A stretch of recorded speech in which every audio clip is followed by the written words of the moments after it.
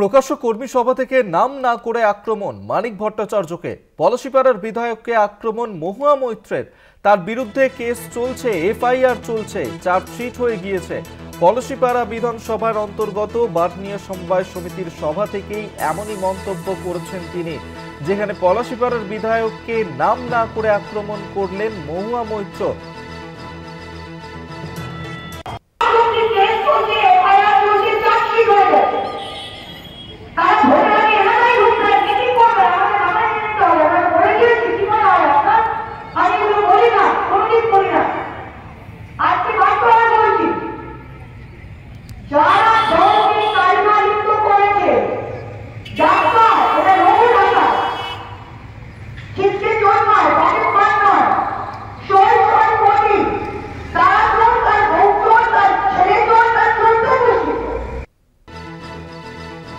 আপনারা শুনলেন যে মহুয়া মৈত্র তিনি ঠিক কি বলেছেন, আমরা এই নিয়েই কথা বলবো।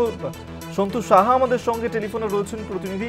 সন্তু, আমরা শুনলাম যে যেখানে নাম না করে মানিক ভট্টাচার্য তাকে এই ধরনের আক্রমণ করেছেন মহুয়া মৈত্র। এক্ষেত্রে দলের তরফ থেকে ঠিক এখনো পর্যন্ত কোনো বক্তব্য বা মানিক ভট্টাচার্য তার কোনো প্রত্যুত্তর কি পাওয়া গিয়েছে?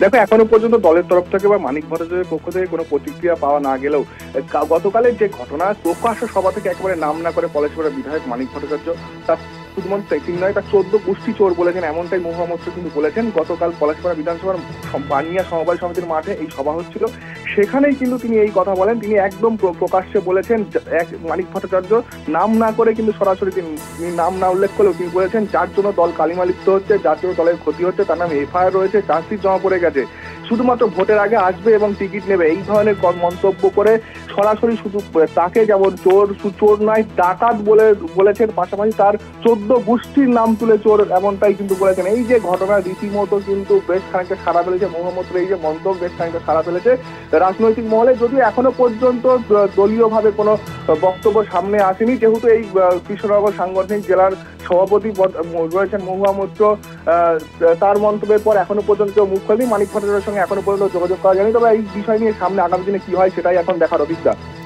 ধন্যবাদ তোমাকে। সন্তু সাহা আমাদের সঙ্গে টেলিফোনে ছিলেন।